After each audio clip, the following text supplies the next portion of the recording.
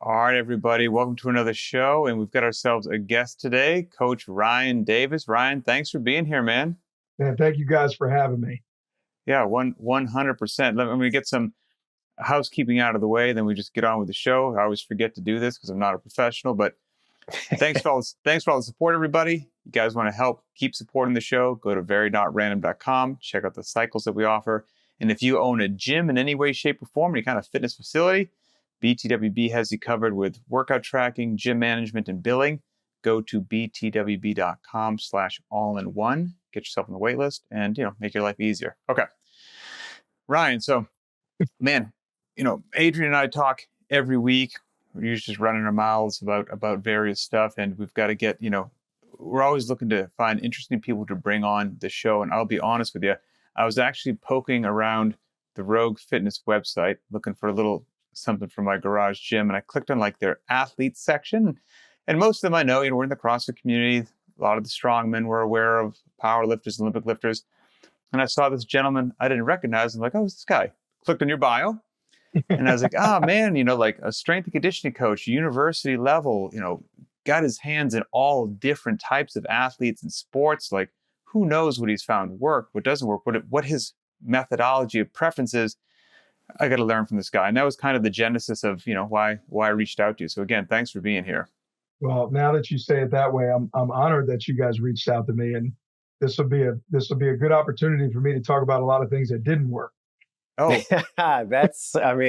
those are the lessons that you got to hold on to the most, because they're the most valuable. You can figure out, the guardrails of, hey, this isn't going to work for sure. Let me tell you why. And you have enough of those, it points to some pretty clear paths forward. So yeah, that's the good stuff right there.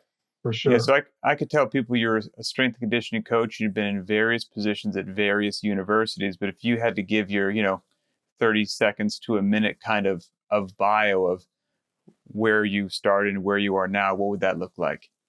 I did my grad work at the University of West Florida for a guy named Kent Morgan, who's still down there. He's still the director of performance. I interned at the University of Alabama in Coach Saban's second year and got hired back full time in their third year. So I cut my teeth under Coach Saban's staff at the time, and the head strength coach was Scott Cochran. And fast forwarding, the 30-second deal is 10 years later, I get an opportunity. 10 years after I finish, I get an opportunity to come to Maryland as a head strength coach here. And really, it's because of the experience then at the University of Alabama. My boss worked there for 3 years. We had 5 years between two of us. And when he said that he needed a strength coach when he got the head job at Maryland, he said, I need somebody to run our strength program. Everybody at Alabama said, we've got a guy. So nice. That'll be my little spiel on how relationships come full circle, and, always try to leave places better than you found it, because people come in and out and you never know who's going to see what you do. Mm-hmm. What sports are you involved in currently? So currently I am the director of football only. Okay. This is the second stop of my career that I've been football only. I've pretty much been with men's and women's basketball, baseball, softball, volleyball. One of the most interesting experience, I was a head strength coach for the crew team. I've had crew before, which is like 68 athletes, 70 athletes, totally different demands for each one of them. Just suffering. Just absolutely pretty much suffering. Absolutely suffering. Ryan, those are special people. We've got a little crossover there. This is many years ago, probably about 15 years ago now. I myself and my coworker and friend at the time, Kelly Starrett, we worked with the Marin Rowing Association with their youth teams, their under 17, under 18 teams. So it's a interesting athlete, that's for sure. Signs up for that.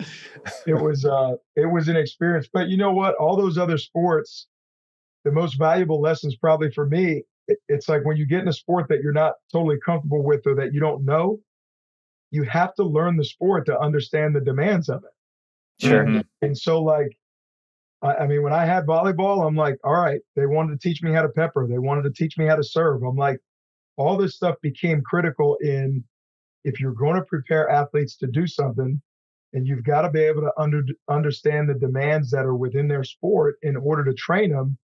And I find myself now with football, a sport that I've been around since I was 10 years old, we're still always hungry and always trying to find the best ways to prepare our guys. Man, yeah, absolutely. I've got so many questions that I had things written down. I'm already off script, which is great. So Don't worry about it. Let's roll. I got a couple things. There's one based upon what you said of all the different sports. I'm going to hold off on that for a second because I'm just curious.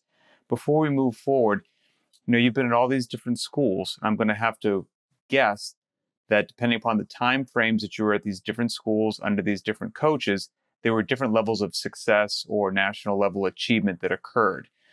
I'm also going to make the other bold assumption that if athletes are good enough to play at the level that you've seen, you're always surrounded by talented kids, talented young men and women. But yet some of them are on squads or in communities or have a mindset or leadership that take that given set of talents and execute on a plan of success. Yet the other teams, that's probably not like the losing teams had a bunch of kids that weren't athletic on them, but for some reason, they didn't go somewhere. In your experience, have you seen this was a phase of wins, this was a phase of losses, and actually been able to identify those best practices?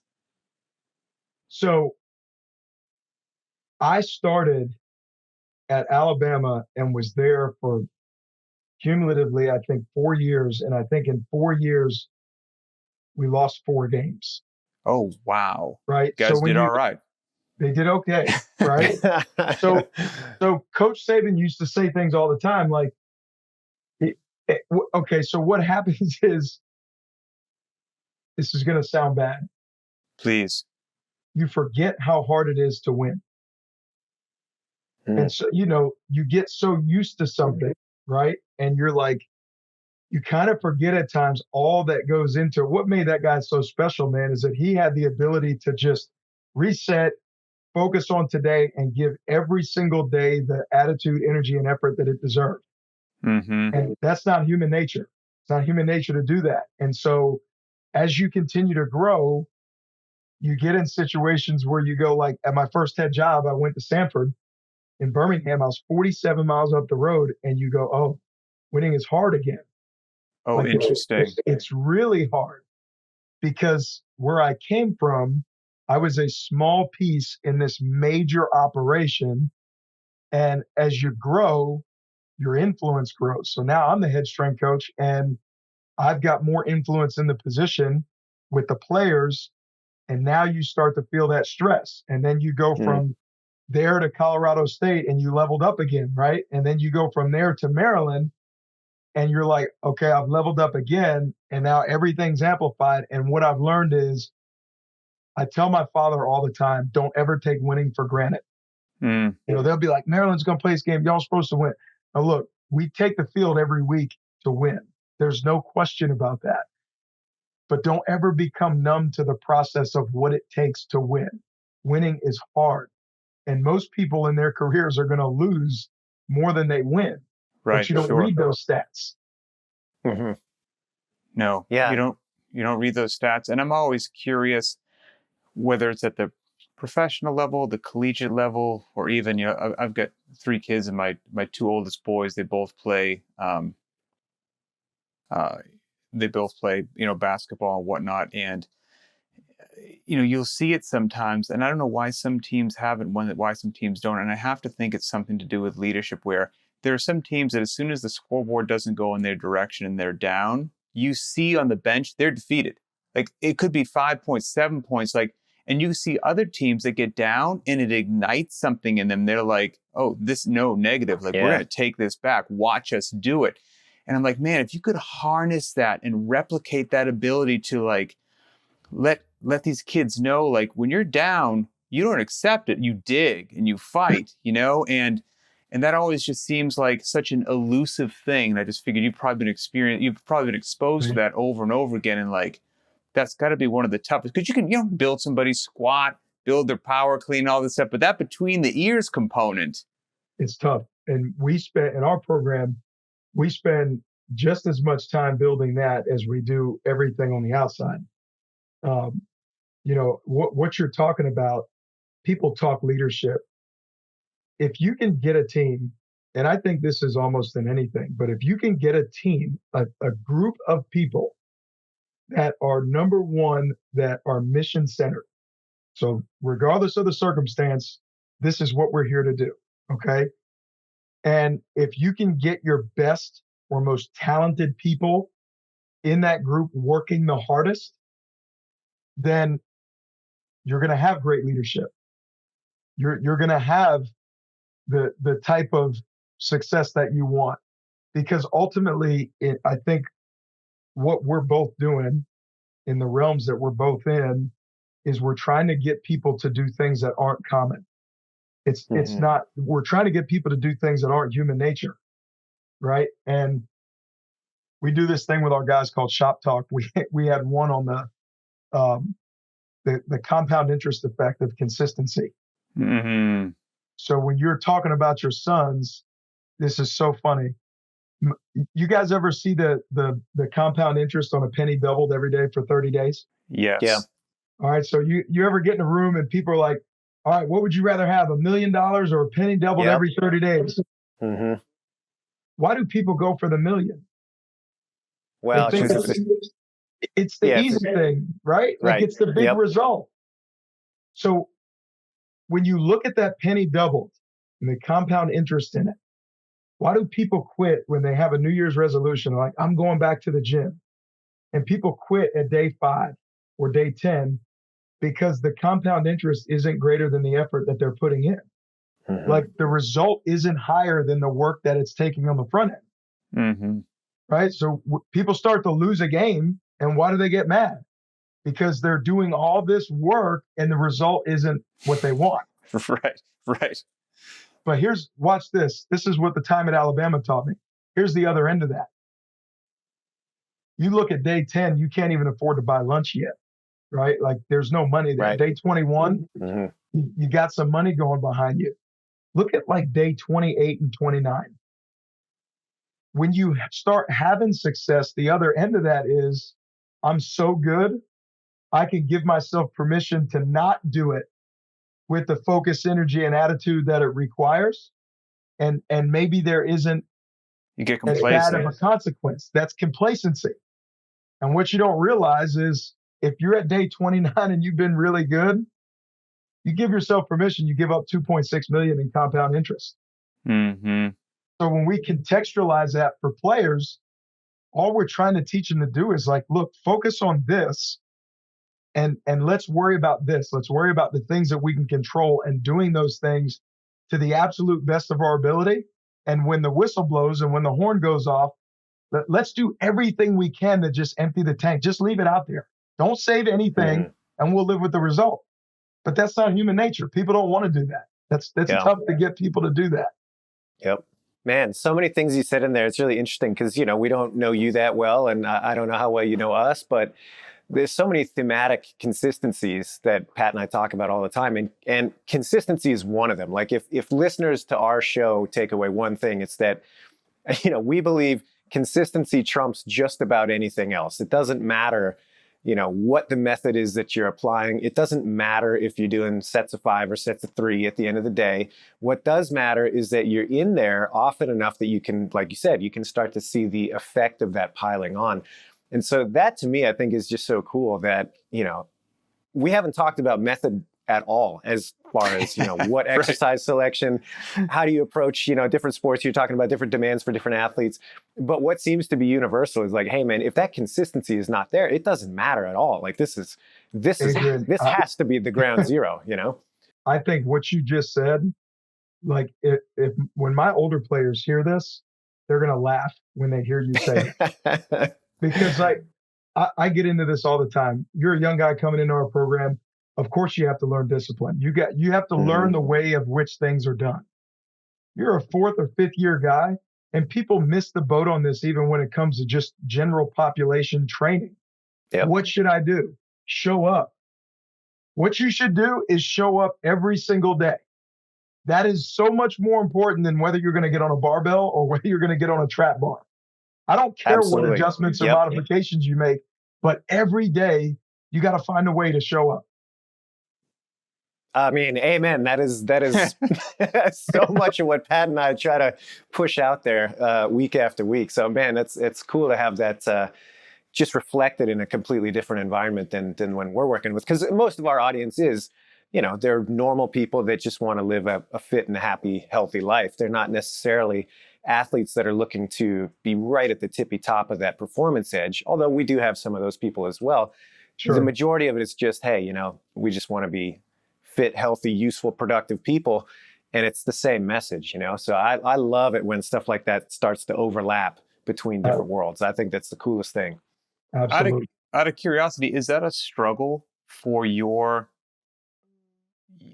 area of athletes, of strength and conditioning, Ryan? Because, for example, with general population, regular folks, being an athlete's not their full-time focus, right? They're also a mom and a dad and an accountant. They're trying to stay fit, and Netflix is also very appealing, so they sit down and watch that for a while.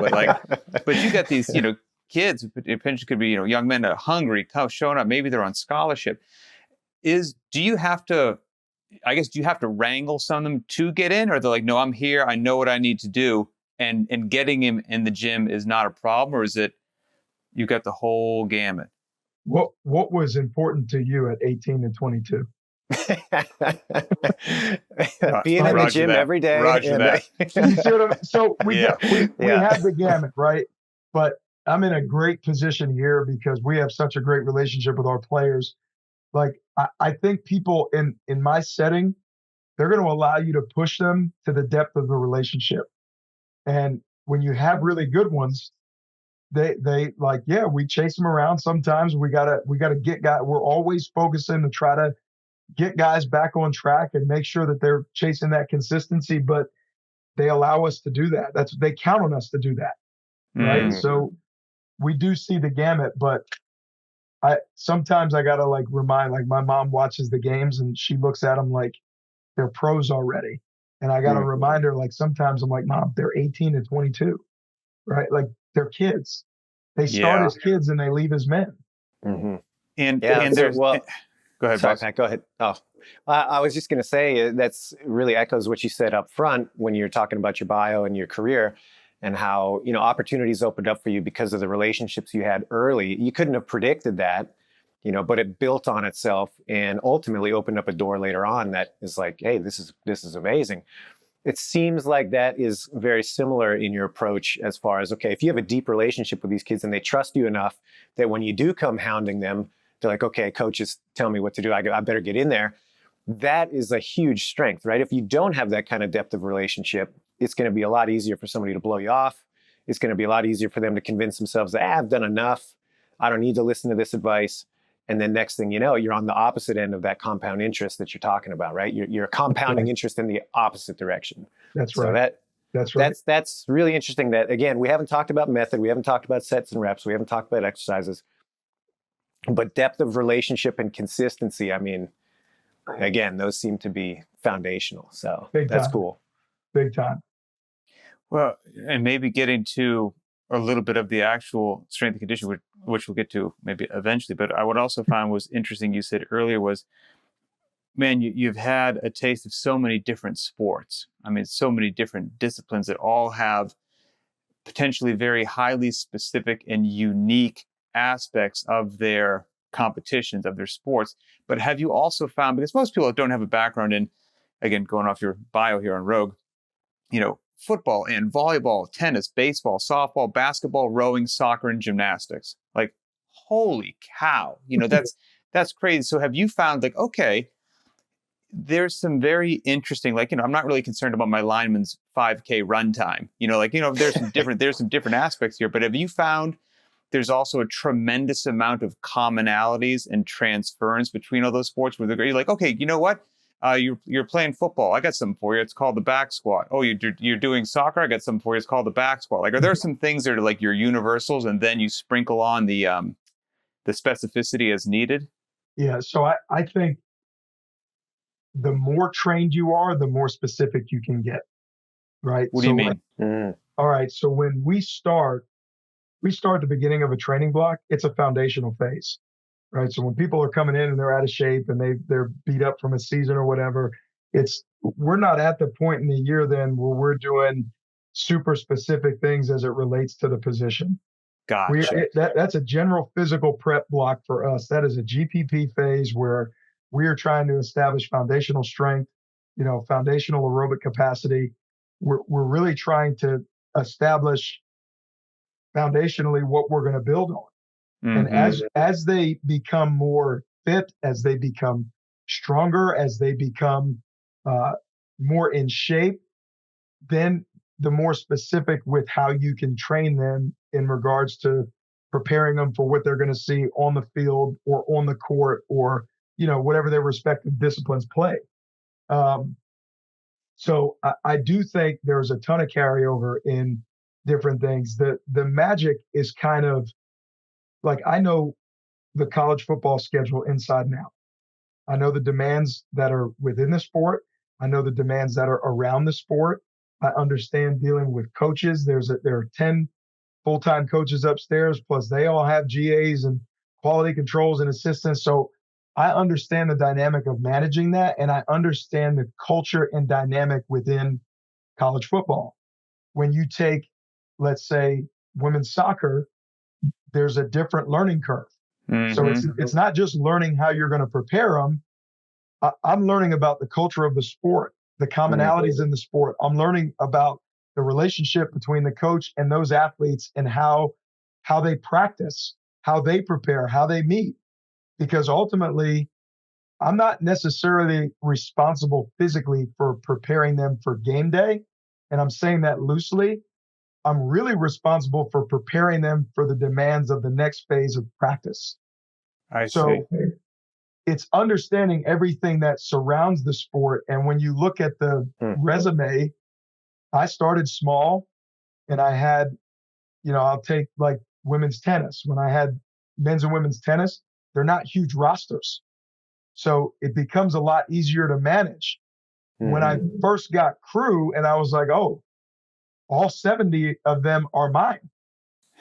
Well, now I've got to understand the different boat positions. I've got to understand the different demands that they're going to face. I got to understand practice schedule.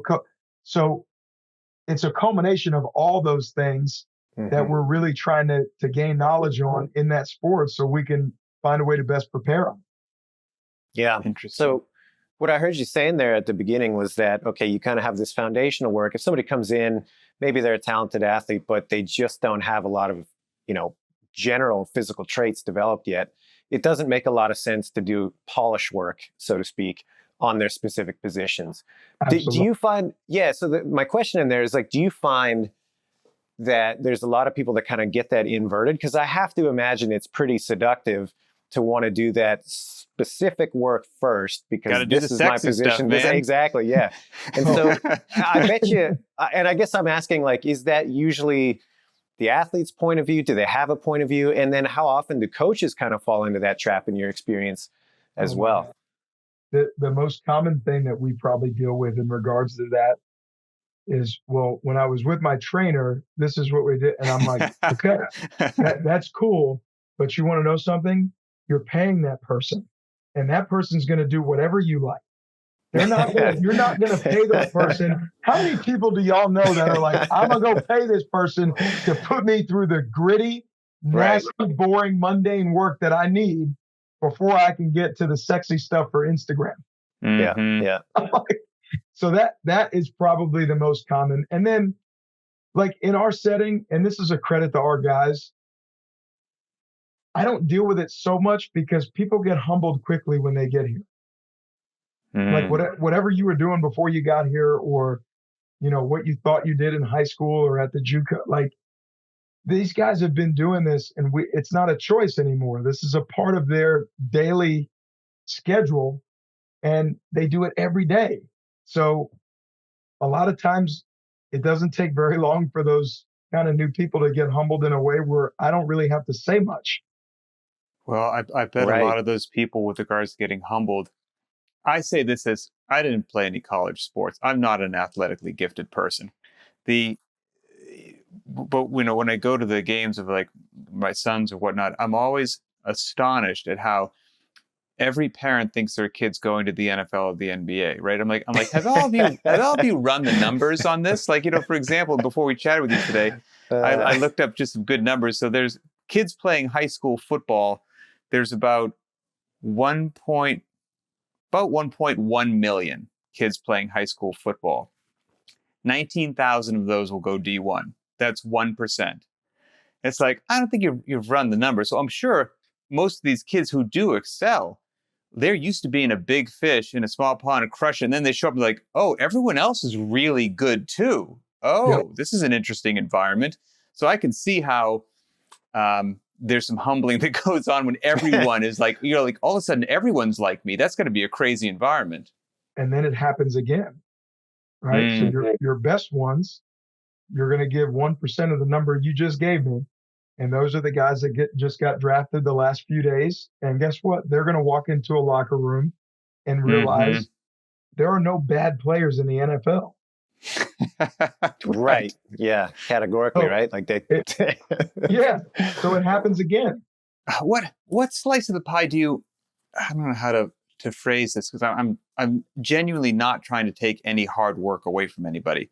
But in my humble opinion, and just like my view of strength and conditioning over the last couple of decades, everybody should be created equal with the same freedoms, but we're not all equal with how we've been created with our athletic ability and prowess. Some people pick things up quicker. There's some people who are so explosive with very little training. It blows my entire mind. Do you have some athletes where you're like, man, you're so good, I just don't want to mess you up? And then other athletes, you're like, you're good and you might be great if you actually listen to me. Like you might have a shot. Do you have both of those types? And how do you deal with them? Like, how do you keep this kid who knows he's so good that he's like, I don't even know if I want to listen to you. I am amazing and I know I'm a freak. And this other kid is like, just like hungry and is like, coach, tell me, and I'm in. So I have a staff, and I'd be remiss if I didn't talk about them. So I have 5 full-time assistants under me. We have 3 dietitians in here that work with them.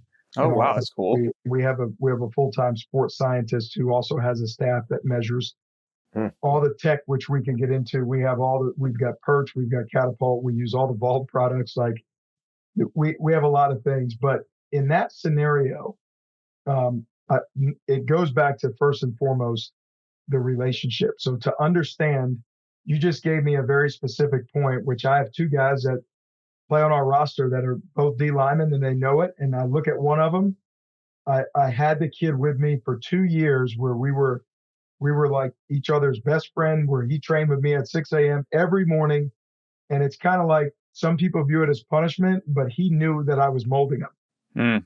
And I have another guy that he loves to train, he loves to practice, he loves to prepare, but some of the dynamic savviness, like what we would call, it's not football IQ. I actually just heard Coach Saban was talking about this in an interview he did on the Pat McAfee show, but he was saying that it's like athletic intuition. You can teach people all these concepts, but you can't teach them when to use it in a game, right? So I've got another guy that his athletic intuition, he's trying to grow this. And so you know what these 2 dudes did in their time off? One went and met the other one and said, we're going to spend a week during our time off training and preparing together. And they're sending us feedback as the coaches, because if we didn't have those relationships, we wouldn't have known that those pieces could fit so well together. And they understand that, guys, if we get the best version of you, if we get the best version of both of you, we're going to be dangerous in that position group, right? That's very cool. We spend a lot of time kind of managing some of those situations and figuring out how to best remedy. And yeah, the one guy I was talking about, he squatted 525 for 3 reps, and on the perch he was hitting 0.7 meters per second. He was averaging 0.72 in a 3-rep set. Which, like, if you're not a coach, that doesn't mean anything to you. But to know that, like, he's freakish. So we don't spend a lot of time on his best qualities. Right. They're already good enough. Yeah. Yeah, that's amazing. I'm really curious about the opposite end of that. You know, in the CrossFit community, you have a lot of really kind of type A personalities, as I'm sure you do in high level athletics. And one of the problems that can kind of happen, even with just the everyman, you know, fit mom or dad or whatever, is that they kind of fall into this cliff of believing that more is always better. And that if I just keep, you know, piling it on, somehow that's going to be the key to unlock my results. You get twice as fit. Exactly. And in many cases, I think one of the hardest jobs for a CrossFit coach is saying to somebody, pump the brakes. Listen, you cannot just go full tilt all the time and expect something positive to happen in that scenario. Do you experience that? And if so, I'm sure you do, but what are the strategies that you use when you do encounter an athlete that the best thing for them is like, hey, you just need to take a day off every once in a while? So in the new age of athletics, I failed to mention this, but all the NIL and all this stuff, like my head coach's philosophy is that we partner with these guys. It's not the age of like, we're going to make them do this, and this. We need to inspire them and we need to meet them where they are. So I got a 2-sport athlete here, really, really good player in football and lacrosse.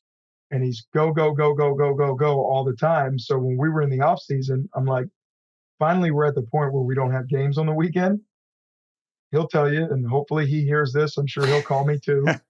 But I told him after Friday at 12 o'clock, the only things that my staff would do for him were recovery modalities. So he couldn't come in and get extra speed work. He couldn't get extra work on the barbell. I said at Friday at noon until Monday morning at 6, you don't get to do any more training in here. And you're cut off. you've had enough. And what I told him is I said, hey, listen, after a couple weeks of this, if you honest to God don't feel better, then I'll do it your way. And so what we did is on the weekends, I told my guys, I said, set him up. I don't care if he wants to do float tank therapy, if he wants to go, we have cryo units in here. We have all types of stuff. If he doesn't want to do it in the building and he wants to go somewhere, let's help him set it up and let's just make sure it gets done. And like 3 weeks later, we're standing out in our indoor and I looked over at him. I went, how do you feel? He's like, I've been hesitant to tell you, but I actually feel kind of amazing. I'm like, so the answer wasn't more work. Who would have guessed? Yeah. Who would have guessed? You know, there's a, you may not know who this individual is. There's a strength coach that used to be associated with CrossFit. His name was Mark Ripito. And he's not, I don't want to speak for him, but I do not believe he's a very big fan of the methodology at present day. And he and I may disagree on a lot of stuff, which is fine. But one thing that he says that I think is spot on, and I think more CrossFit athletes would need to hear it, and I don't know about your community, is he's like, you don't get stronger when you lift heavy weights. You get stronger after you lift heavy weights when you're resting and recovering. Like, and if you don't allow your body to actually do that, you're not going to get that. So every now and then you do have to pump the brakes. I think that's a challenging thing for a lot of people to kind of get into their head because they just want to stack it on and stack it on. I'm curious, as an outsider, not a collegiate, strength and conditioning coach, not a collegiate athlete. There are things that I see on the interwebs that I don't know if they're true or false.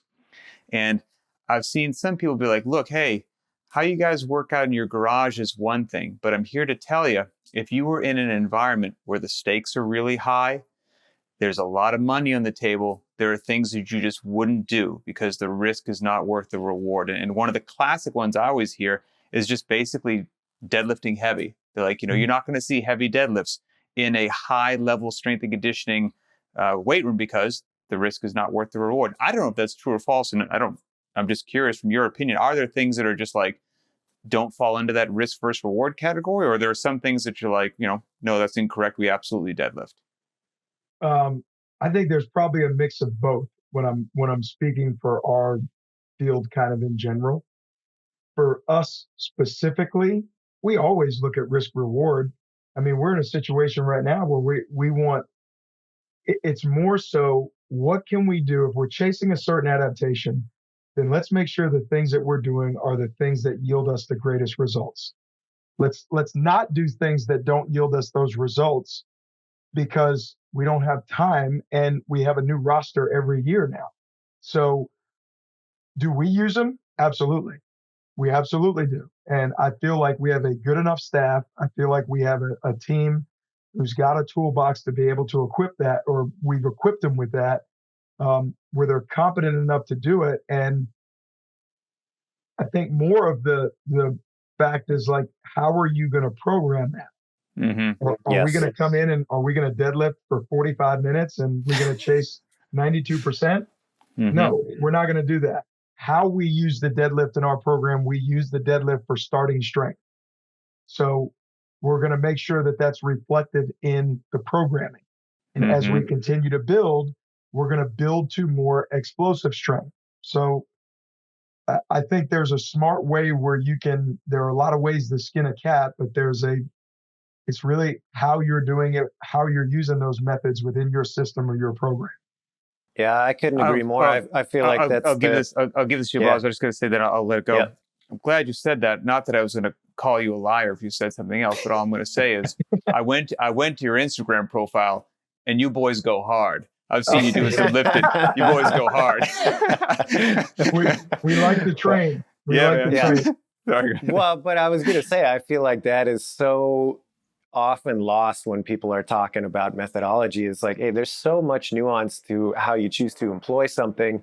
I mean, the deadlift is a great example. It's like if you're talking about a power lifter whose only goal is to maximize the output in that lift and a couple of others, okay, it's going to look like something vastly different, even though it's the same exercise, even though you're going to have a same, kind of broad adaptation from that exercise. They're completely different goals, and they're completely different implementations of that same lift. And so to throw that out wholesale has always seemed a little bit strange to me. And not just with the deadlift necessarily, but you could insert whatever you want in there. And it comes down to many other factors other than just, hey, what does it look like to the untrained eye or the unexperienced eye, I guess. I think what I've learned at this point in my career is that really good coaches have very good systems. And in those systems, they can change and adapt different methodologies to what they want to do, and they coach it really well. So if I go and get a snapshot, if somebody gives me the ability to go see a snapshot of their program, I'm very slow to respond with like whatever my thoughts might be with whatever they're doing, unless it's something completely egregious. Most of the time, I want to follow this up with, all right, hey, how are you guys implementing this? What's your next step? What's your next phase look like? Like, what's the reason that you guys use this here? Because there are a lot of ways to get where you're trying to go. And probably the younger version of me probably wouldn't have asked those questions. Sure. Man, I can relate to that. I was thinking actually before we hopped on just about, program design and how you kind of frame that. And in my younger days, I was definitely, a little more hot-headed than I am today. We'll say that. And a lot more opinionated around, I guess, just the belief that like there is a magic thread that if you can pull on it, it will be the way, quote unquote. You know what I mean? That's Instead a great way of, to describe it. as I get older, it's like, man, there are so many different ways that you could approach something, and they all may have a really high level of success tied to them. And so to get so fixated on like, well, this has to be the way, like you said, that just reduces the flexibility that the coach has when they run into somebody that doesn't respond the way that they had hoped, or the result that's happened 10 times in the past just suddenly isn't there. With that person that's really rigid in their mindset, they're not going to have a way forward. Whereas the person that's a little more flexible, they can at least start to problem solve. So that's, that one, that took a long time. And in my experience to kind of get mature enough to understand those sorts of things. Well, that makes two. That makes two of us.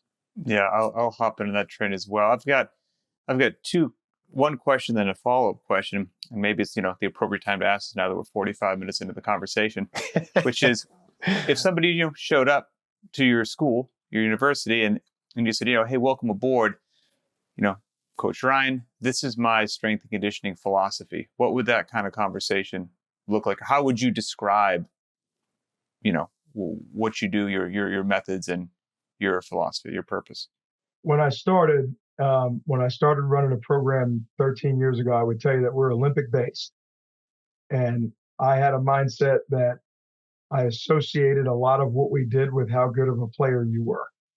And it couldn't be more wrong. Probably. How so? What was the flaw in that? Well, it's like, I got some really good guys, some really, really phenomenal players that aren't very good squatters. They're not very good. Okay. They're not very good cleaners, right? They're not very good behind the neck split jerk. It just is what it is. But they're really good football players. Right. And so you start challenging some of your thoughts and beliefs. A lot of what I did coming up as a young strength coach was influenced by Gail Hatch. And I think he is a phenomenal coach and has done a great job with developing some elite weightlifters. And then what happens is the longer you're in it, the more experience you get, the more things you start to see. And so on the latter part, probably the last 5 years, I was challenged by somebody to ask me, they said, what does your system look like? And I'm like, what do you mean? But what's your system look like? Like, how do you implement? And they might insert whatever adaptation you want. And what I realized was, for a long time, we would design like a well-rounded program. And we would coach this well-rounded program. And the difference is, when you have a system allows you to change and adapt other people's methods. So I'll give you an example. A lot of college strength coaches probably won't admit this, but the truth is, the way that you program like accessory work, I think for years, I've always thought it's the dumbest way that we program accessory work. How do you come up with 4 sets of 5 on like a glute ham raise? And then what do you do from 4 sets of 5? Why do you do 5? Well, for competency and fatigue. And then after you get 5, what do you program? What do you go to 8s or what do you go to 10s? So I reached out. I went up to Westside Barbell this year, and I spent some time with Tom Barry up there, and watching those guys with the amount of volume that they accumulated on the accessory work as fast as they did, like it intrigued me. And so we spent a whole day talking about accessory work and how they program it. So for us, here's a change that we made. In a GPP phase for us, when we program accessory work, we now are going to program it based off of time, tonnage, and heart rate. Because we're going to give the athlete three metrics to be able to look at. So if the 3 of us went through this today and we went through whatever accessory work circuit that we put together, and we can look at it as tonnage, time, and heart rate. Now, when we come back to this next week, I have an option as a coach. Which one do I want to manipulate? Sure. Gotcha. Because now you're tracking them too. Now we're tracking them, right? That's cool. Here's what I noticed for my older players. My older players wanted all the feedback from what was my average heart rate and how long did it take me to get through that. And the last thing they asked me was how much weight they used. So when we came back the next week, I said, let me just play with this. Some of the guys wanted to go up in weight to see if they could accomplish the same tonnage or a higher tonnage in the same time frame. Some guys wanted to stay the same to see if they can get through it faster and see if they could do it with a lower heart rate. Yep. And what I started thinking about was the information loop that this provides, rather than just saying 4x5 on this, 4x6 on that, let's do 4x8 on that. So by having a system and we understood what we were trying to accomplish, well, we just took a West Side method and we put it into our system. And so that it changed the way a little bit of how we built our program. Yeah, that's cool. And just for some of the listeners that may not be as familiar with, West Side methods, it's really interesting. They're very prominent powerlifters. Obviously, when you think powerlifting, or at least a lot of people, they're going to think super low reps, super heavy weights all the times. But you step into Westside, at least I had this experience when I went and visited there, that I was shocked at how many reps some of these guys are accumulating across some of their accessory work, like you're talking about. Same. Like we're talking 50, 100 rep sets here with super low weight. And you're like, wait a minute, this is completely antithetical to what I have in my mind as a powerlifter, specialty. So really interesting that those guys have figured out that some of these methods that seem to be outside, have a lot of utility elsewhere. So yeah, anyway, just to point that out to people that may not be as familiar with the difference there. Well, 100%. I remember when I went out there as well. It's not, they're getting really strong without a fancy gym either. They're just in there just making it happen. You walk in and you for all the stuff that you see of Westside, you walk in and there are no frills. Nope. Yeah. And it's like you go there, you're going to work. And there's no doubt about that. But like that's where my mindset these days has taken me to where it's been a shift of like, what are the best ways that we can use? I go back and forth messaging a ton with Josh Bridges. Yep. And, I'll post something or he'll post something, and he probably doesn't even know this because I don't think I shared this with him. But there was a message that he had sent me, and it talked about doing hard things under high heart rate. Mm-hmm. So what I did is I took a basic workout, that I would do that he would post on all the time. I love squatting heavy. If you saw my Instagram, I like to move heavy weight. Well, the last couple of years I've gotten into, he changed my mindset of, let me see if I can move heavy heart rate or heavy weight after I've done something that kind of skyrockets my heart rate. Oh, you're talking Pat's talk right now. I love it. So I may go in, like this morning, we came in and we did 10 rounds of like a 9-calorie sprint on the bike. We'd have a barbell movement of 9 reps, and then we go do 100 reps of jump rope. And there's me and my intern. And every 3 sets, we would change the barbell movement. Oh, cool. It's a different type of suffering. Yeah. You know what I'm saying? So, and then learning from yourself in your own information loop of sitting kind of in that suffering. My intern looked at me today and I'm like, you don't even realize that I'm just feeding off of you right now. Like I could do this until I buried you. So I'm not just training to be fit. I'm also training to develop my mindset. And the second I see you struggle, I want to go until you can't go anymore. That's so good. Okay. So my question that just pops in when I'm hearing this process and hearing like your interaction with, the people you're working out with. I'm a lifer, you know what I mean? Pat's a lifer. We're not athletes in the conventional sense. We're not coming from an athletic background where we played college sports or high level, anything really. But we're lifers and we continue to train ourselves. And I firmly believe that in order to train other people well, you have to continue to dabble on a personal level so that you can have a really good firsthand connection to what you're recommending for other people, to what you've experienced, to what you, like you pointed out earlier, what you can point to then say, you know what, I did that and it was a disaster. You shouldn't do it because I can tell you why it falls apart. Do you believe that is also true? It seems like that through your actions. And then 100%. I guess my follow-up is, is that common within the strength and conditioning field that you see? Do most high-level directors or coaches, do they still engage in training themselves, or is that more of a rarity? I think the majority of them do. I think the training probably changes over time. Sure. A good friend of mine is out at USC, and he said to me like, well, I'm going to keep doing it because if I stop squatting, I'm not going to start again.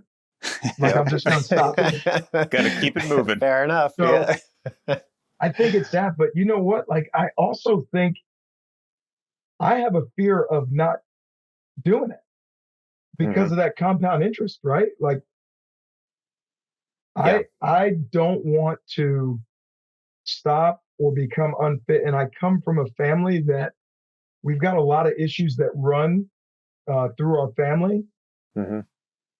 And, I have 2 little ones, and I have a 18-month-old little girl, and I have a 3-year-old boy. And it's like, I look at them and I'm like, I have a fear of stopping and losing consistency. So I would rather get up early, no matter how I feel, and come in and get the work done and just go with that every day. And I feel good. I'm relatively healthy, and I'm kind of like Benny at SC. Like, I'm going to keep moving heavy weight, and because if I stop, I'm probably not going to start again.